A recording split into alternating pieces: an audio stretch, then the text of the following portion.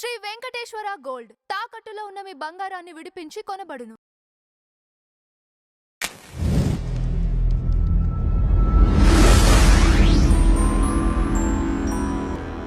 నమస్తే అండి, welcome to tree media devotion.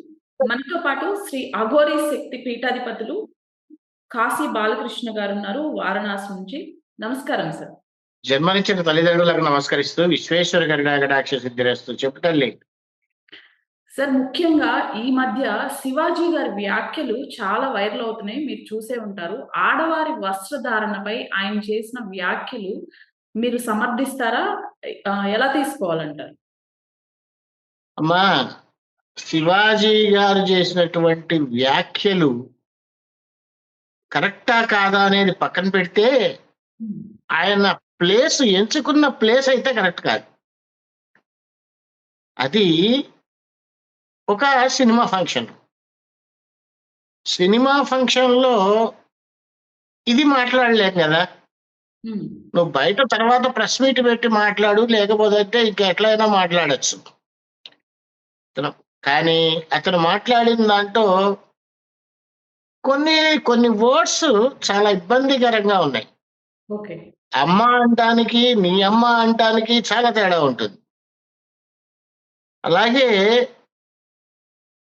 ఆడవాళ్ళని, సామాన్లు, అలాంటి పదాలు కరెక్ట్ కాదేమో అని అనిపించింది. ఎందుకన్నాను అని అంటే, ఆ ప్లేస్ కరెక్ట్ కాదు అని. గుడికి వెళ్ళి డిస్కో డాన్స్ చేయలేం కదమ్మా. అలాగే ఆ ప్రదేశంలో ఉండేటువంటిది, ఆ ఫంక్షన్ గురించి మాట్లాడాలి తప్పితే, ఇలాంటివి నువ్వు మాట్లాడాలి అని అనుకున్నప్పుడు శివాజీ గారు బయట ఏదన్నా ప్రెస్ వాళ్ళు అడిగినప్పుడు మాట్లాడితే బాగుండేది. ఓకే. సరే, కమింగ్ టు వస్త్రధారణ గురించి. ఇప్పుడు ఇదే వస్త్రం వేసుకోవాలి అని శివాజీ గారు ఎక్కడ చెప్పలా. ప్రతి ఒక్కళ్ళు వేసుకోవాలి అని. నిండుగా ఉంటే చూడటానికి బాగుంటుంది. మళ్ళీ చూడటానికి బాగుంటుంది అంటే వేరే అర్థాలు కూడా తీస్తారు. చూడటానికి బాగుంటుంది అని చెప్పి ఆయన ఉద్దేశం. అంగాంగాలు కనపడేటట్టుగా వేసుకోవటం పద్ధతి కాదు అనేటువంటిది కరెక్టే. చెప్పమ్మా. ఉద్దేశం కరెక్టే, కానీ మాట కరెక్ట్ కాదు అంటారు. మాట కరెక్ట్ కాదు, and at the same time చెప్పిన ప్లేస్ కరెక్ట్ కాదు. చెప్పిన ప్లేస్ కరెక్ట్ కాదు. ఇప్పుడు ఫస్ట్ ఎవరిలో మార్పు రావాలమ్మా? తల్లిదండ్రుల్లో రావాలి. ఆ తల్లిదండ్రులు వాళ్ళ పిల్లలు ఏ డ్రెస్ వేసుకెళ్తున్నారు అనేది తెలియదా? ఇప్పుడు ఎవరికి వాళ్ళకి నాకు వాక్ స్వాతంత్రం ఉంది, మాట్లాడతాను అని ఆడవాళ్ళు అన్నప్పుడు వాళ్ళకి ఎంత వాక్ స్వాతంత్రం ఉందో ఎదుటి పర్సన్కి కూడా అంతే వాక్ స్వాతంత్రం ఉంటుంది. ఉదాహరణ, శివాజీ గారిని మహిళా కమిషన్ గారు పిలిచారు.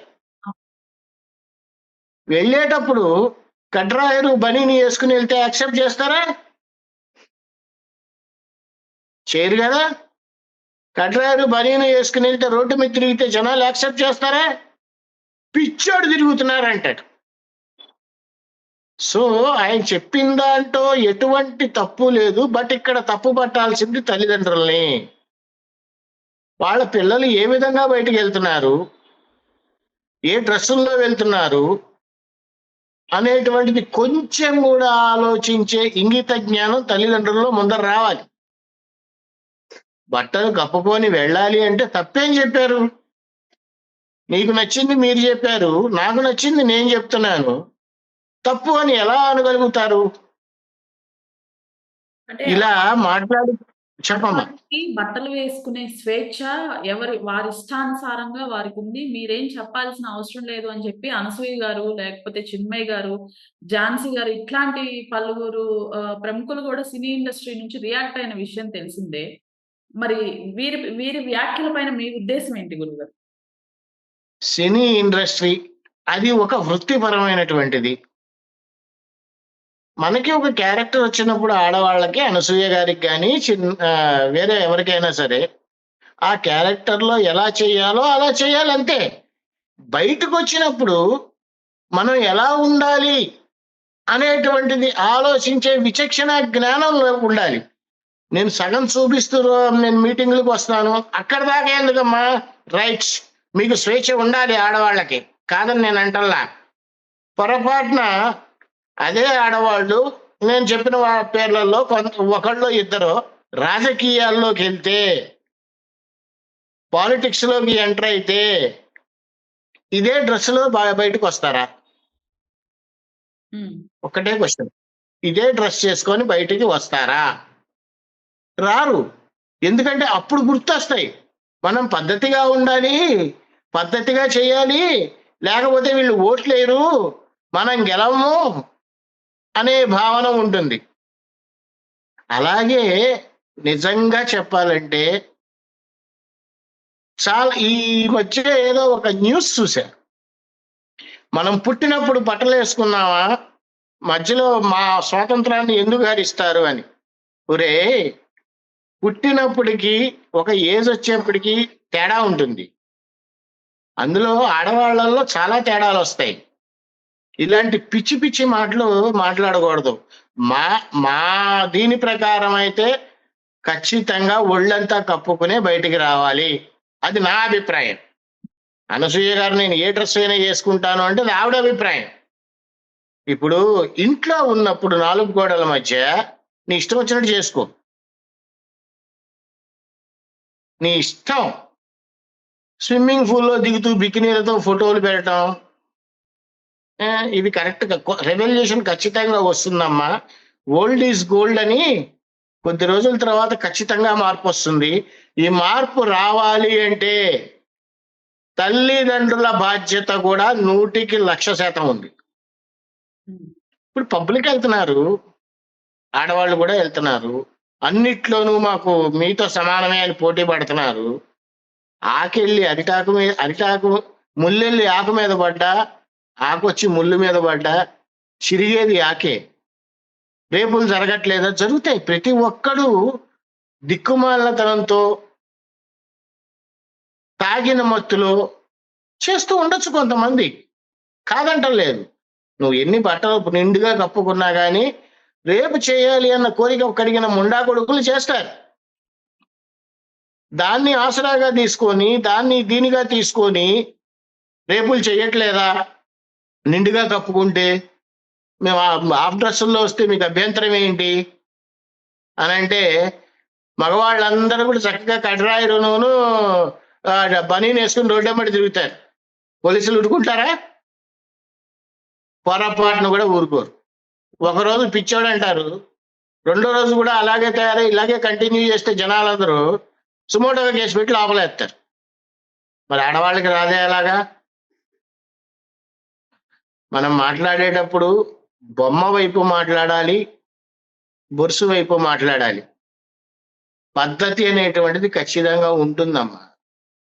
ఉదాహరణ చెప్తున్నా, గుళ్ళల్లోకి వెళ్తున్నారు, బికినీ వేసుకుని వెళ్తారా? లేదు సగం కనపడేటట్టుగా వేసుకుని వెళ్తారా? నిండుగా కప్పుకుని వెళ్తారా? ఖచ్చితంగా మన సంస్కృతికి తగ్గట్లుగానే వెళ్తాం, సాంప్రదాయంగా వెళ్తాం. అంతే కదా. కానీ గుడికి వెళ్ళేటప్పుడు ఎంత కరెక్ట్ గా వెళ్తారో, కానీ ఆడవాళ్ళకి తెలియని విషయం ఏంటంటేనమ్మా, జుట్టు విరబోసుకొని గుడికి కూడా వెళ్ళకూడదు. వేస్తే జడ వేసుకోవాలి, లేదంటే ముడేసుకొని వెళ్ళాలి. ఇలా మన సంస్కృతి సాంప్రదాయాలంటే మళ్ళీ వేరే వాళ్ళు వచ్చి తగులుకుంటారు. ఏ సాంప్రదాయంలో ఉంది? కరెక్టే, ఏ సాంప్రదాయంలోనే లేదు. మెయిన్ మార్పు తల్లిదండ్రులే. ఆ తల్లిదండ్రులు వాళ్ళ కాలంలో ఇష్టం వచ్చినట్టుగా నడిస్తే వాళ్ళ తల్లిదండ్రులు ఊరుకునేవాళ్ళ? ఖచ్చితంగా ఊరుకోరు.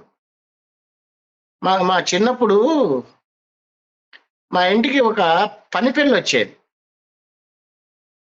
ఒకరోజు అప్పట్లో అంత ఇది లేదు. ఒకరోజు ఏంటంటే పంజాబీ డ్రెస్ చేసుకొని చున్నీ లేకుండా వస్తే మా అమ్మ చాచి ఒకటి కొట్టింది. కొట్టి ఏంటమ్మా ఇది అని చెప్పి వాళ్ళ అమ్మని పిలిపించింది. పిలిపిస్తే వాళ్ళ అమ్మ ఎక్కడో పని చేస్తూ చూసేపాటికి దీన్ని వాళ్ళ అమ్మ కూడా కొట్టింది. అప్పట్లో అలా కట్టుబాట్లు ఉండేవి. నీ కట్టుబాట్లలోనే పెరగండి అని నేను చెప్పటల్లా.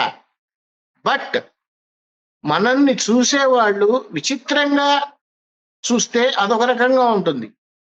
నిండుగా గనక వెళ్తే అరే లక్ష్మీదేవిలా ఉందిరా అని అనుకునే వాళ్ళు 90% ఉంటారు. అందులో డౌటే లేదు. మిగతా 10% ఈ తాగుబోతోళ్ళు, డ్రగ్స్ మాఫియా వాళ్ళు, వీళ్ళంతా ఏదైనా చేస్తే చేస్తారు. అలా మన బాధ్యతలు, మన కట్టుబాట్లు, మన సంస్కృతులు, మన సాంప్రదాయాలు ఉంటాయమ్మా. ఈ రోజున పప్పు కల్చర్ అలవాటు చేశారు. ఆడవాళ్ళు కూడా వెళ్తున్నారు, అన్నిట్లోనూ సమానంగానే ఉన్నారు. ఎందుకు వెళ్తున్నారమ్మా అసలు పప్పు కల్చర్లోకి? ఇందాక ఒక వీడియో చూసా, ఎవరిది, మంచు లక్ష్మి గారు. Okay, right. చూసినప్పుడు ఆవిడ మాట్లాడిన మాట ఏంటంటే, మా అమ్మగారు వాళ్ళ ఊరిలో ఉండేటప్పుడు మా చిన్నప్పుడు నిండుగా కట్టుకొని చీర, పూలు 2 కిలోలు పెట్టుకొని వచ్చేది, ఎట్లా బరువు మోస్తుందో ఆలోచించేవాళ్ళం మేము. ఇప్పుడు ఆలోచిస్తున్నాం. హైదరాబాద్ వచ్చిన తర్వాత అసలు పూలు పెట్టుకోవడమే మానేసింది అని అన్న.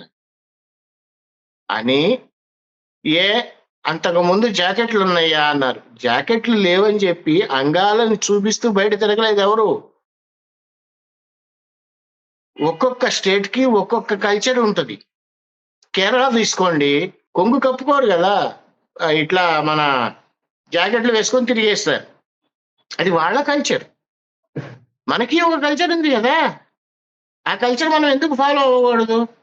ఏది ఏమైనప్పటికీ మనం చేసే పనికి ఫలితం ఎంత వస్తుందో తెలియదు, కానీ కర్మ రిటర్న్స్ అంటారు, అది ఖచ్చితంగా జరుగుతుంది. కొద్ది రోజులు ఓపిక పట్టు. అదే మంచు లక్ష్మి, చెప్పు. గుళ్ళో ఉండే విగ్రహాలు నగ్నంగానే ఉంటాయి, వాటికి మీరు బట్టలు కప్పుతారు, మీరు మా బట్టల గురించి మాట్లాడతారా అనే కొన్ని కాంట్రవర్సీ స్టేట్మెంట్స్ కూడా చేశారు. కరెక్ట్ గానే మాట్లాడింది. ఇప్పుడు ఆవిడ గారి వయసు ఎంతమ్మా మంచు లక్ష్మి గారిది? ఉదాహరణకు 30 వేసుకోండి, లేదంటే 35 వేసుకోండి. 35 ఏళ్లకి గుర్తొచ్చిందా గుడి మీద నగ్నంగా ఉన్నారు విగ్రహాలు అని? చిన్నప్పటి నుంచి గుర్తు రాలేదా? తప్పించుకోవడానికి రకరకాల సమాధానాలు చెప్పచ్చు. ఉదాహరణ చెప్తాను. ఇక్కడ మాకు చాలా దగ్గర ఖజరహో శిల్పాలు ఉన్నాయి. ఆ ప్లేస్కి వెళ్ళి చూసేవాళ్ళు ఎవరు కూడా ఆ దృష్టితో చూడరు. 98% చూడరు. అక్కడ ఉన్నటువంటి శిల్ప సౌందర్యాన్ని చూస్తారు తప్పితే ఆ కోణంలో ఎవరు చూడరు. సో మంచు లక్ష్మి గారికి నేను చెప్పేది ఏంటంటే, అమ్మ మీది మీ ఇష్టమే, ఎవరు కాదంటల్లా. మా ఇష్టం ఏంటంటే ఓల్డ్ ఈజ్ గోల్డ్ లాగా ఉండాలి. ఎప్పటికైనా అదే జరుగుతుంది. గుర్తుపెట్టుకోండి, సినిమాల్లో వేసే వేషాలు. ఇప్పుడు ఇంకోటి చెప్తున్నా, అయ్యప్పలు మాల వేస్తారు, సినిమా వాళ్ళు కూడా వేస్తారు. నేను మాల వేసుకున్నాను, షేవింగ్ చేయకూడదు, హెయిర్ కట్ చేయకూడదు, 42 రోజుల పాటు షూటింగ్కి నేను రాను అని చెప్తారు ఎవరన్నా? షేవింగ్ చేస్తారు, హెయిర్ కట్ చేస్తారు. అదేంటది? వాళ్ళ వృత్తికి న్యాయం చేయండి. ఇది అయిపోయిన తర్వాత ఆ బిట్టికి మన సంస్కృతిని ఫాలో అవ్వండి. అది చెప్పమ్మా. అలానే ఈ ఇష్యూ పైన నా అన్వేషణ కూడా రియాక్ట్ అవ్వటం జరిగింది గురుగారు. అతను రియాక్ట్ అవుతూ ఆడవారికి మద్దతు ఇస్తూ సీతాదేవి పైన, అలానే ద్రౌపది దేవి పైన రకరకాల కామెంట్స్ చేశారు. ఆ కామెంట్స్ చూసారా మీరు? చూశానమ్మా, చూసి నమ్ముకున్నాను. సీతాదేవిని రేపు చేయలేదా? సీతాదేవి ద్రౌపది, సీతమ్మ తల్లి ద్రౌపది వాళ్ళు టీషర్ట్లు వేసుకోరా? టీషర్ట్లు వేసుకుంటారా? అప్పుడు వాళ్ళకి రేపు అసలు సీతమ్మ తల్లికి రేపు జరిగింది అని వీడికి ఎవరు చెప్పాడు? ఈ దరిద్రుడికి ఎవరు చెప్పారు? ఈ దిక్కుమాల వాడికి ఎవరు చెప్పారు? ఫస్ట్ మనం చేయాల్సింది ఏంటంటే, ఒక్క రోజులో వాడికి సంబంధించినటువంటి ఛానల్ కి అన్సబ్స్క్రైబ్ చేసేయాలి. వాడు సీతమ్మ తల్లిని అన్నాడా, ద్రౌపదిని అన్నాడా? కాస్త ఒక్క సెకండ్ పక్కన పెడితే భారతదేశాన్ని అన్నాడు. ఆ దరిద్రపు వెధవ భారతదేశంలో పుట్టి భారతదేశంలో ఇన్ని వేల రేపులు జరిగినాయి. థాయిలాండ్ చూడండి, థాయిలాండ్ లో జీడిపి, అసలు వాడికి జీడిపి అంటే ఏంటో తెలుసా? థాయిలాండ్ లో జీడిపి నాకు తెలిసినంత వరకు 2% ఉందేమో, 2% జీడిపి. థాయిలాండ్ లో కల్చర్ అంతా కూడా సగం. ఎందుకు వెళ్తారు థాయిలాండ్కి? తాగి తన్ననాలాడి మసాజులు చేసుకొని ఎవరి ఇష్టం వచ్చినట్టు వాళ్ళ అమ్మాయిలతో కులకాలని వెళ్తారు. అందరూ అని కాదు, కొంతమంది. వాడు థాయిలాండ్ గురించి గొప్పగా చెప్తాడు. ఇప్పుడు ఇందాక ఒక వీడియో చూసా, విఘ్నేశ్వరుని చేతిలో పెట్టుకొని ఒట్టేస్తూ ఏదో మాట్లాడాడు. అవి వీడి అన్సబ్స్క్రైబ్ అవుతున్నాయని భయపడుతూ యథవ నాటకాలన్నీ ఆడుతున్నాడు. 3 రోజుల క్రితం నేను రామాయణం చదువుతా, మహాభారతం అసలు రామాయణము చెప్పక్కర్లా, మహాభారతము చెప్పక్కర్లా.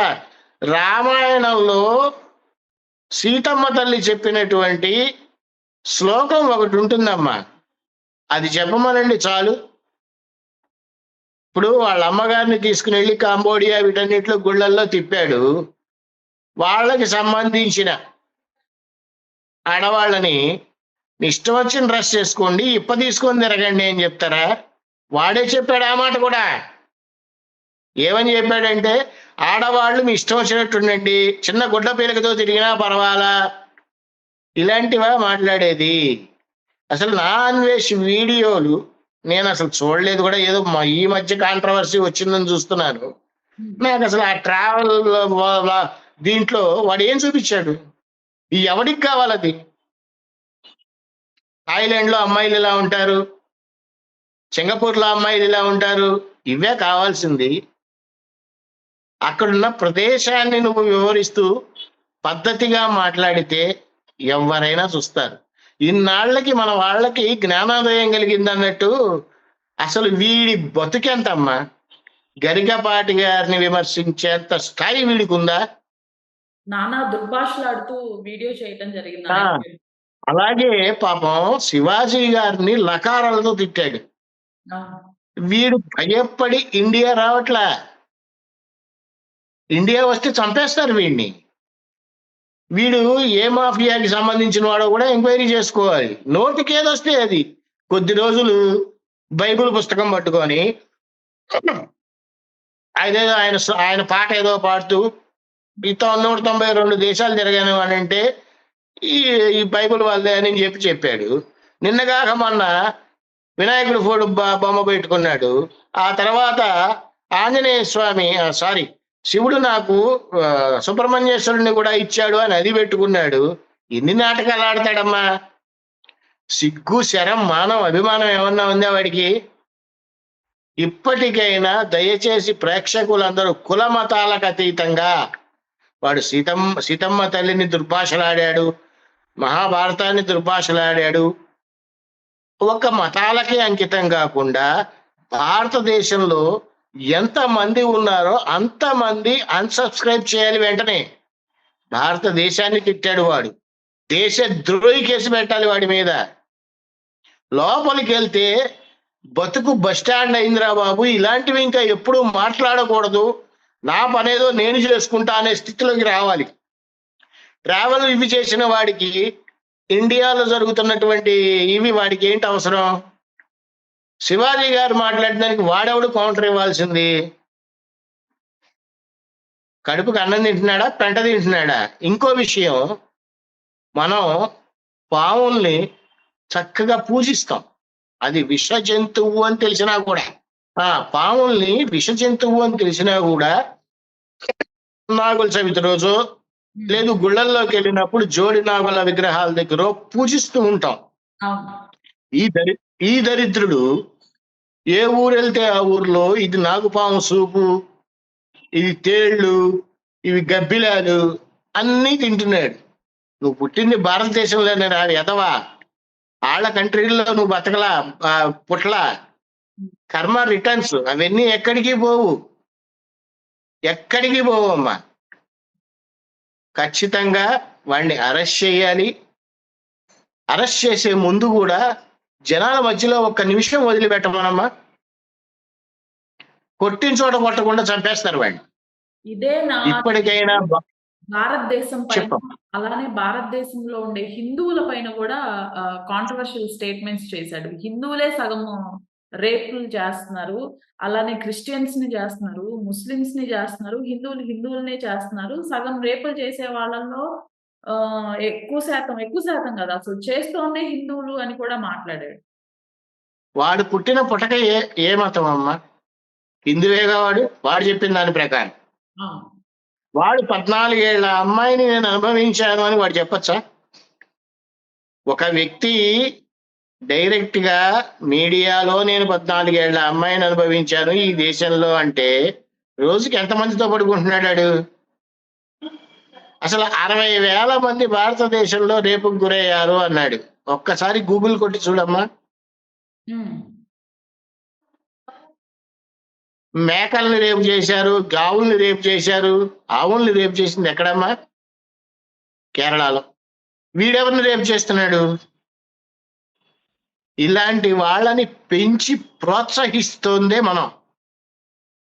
వీడు మన భారతదేశంలో సొమ్ము తింటూ లక్షల కోట్లు సంపాదిస్తూ హిందువుల్ని తోలనాడుతూ హిందూ దేవతల్ని తోలనాడుతూ, ఏ దేవత అయినా సరేనమ్మా, ఏ మతమైనా సరే, క్రిస్టియన్ మతమైనా సరే, ఇస్లాం మతమైనా సరే, తర్వాత హిందూ మతమైనా సరే, ఎవరి మతాల్లో వాళ్ళు ఉండండి, ఎవరి భగవంతుణ్ణి వాళ్ళు ఆరాధించండి. అలా ఎందుకు చేయటం లేదు? వాడు మాట్లాడాడు అన్నారు మీరు, మన వైపు వాళ్ళు మాట్లాడట్లేదా అన్యమతస్థుల గురించి? కొన్ని మాట్లాడితే కాంట్రవర్సీ అవుతాయమ్మా, అందుకని నేను మాట్లాడేట్లా. మనం భారతదేశంలో పుట్టాం, అందరితోనూ మాట్లాడాలి. ఖచ్చితంగా ప్రతి ఒక్కళ్ళకి ఫ్రెండ్స్ ఉంటారు. అది ఏ కులం అనేటువంటిది కాదు కదా, ఏ మతం అనేటువంటిది కాదు కదా, ఏ దేవుణ్ణి పూజిస్తావు అనేటువంటిది కాదు కదా. ఇవన్నీ కనుక్కొని మనం స్నేహం చేస్తున్నామా? సరే స్ట్రైట్ గా, మీకు ముస్లిం ఫ్రెండ్స్ ఎవరు లేరా అమ్మా? ఉంటారు కదా.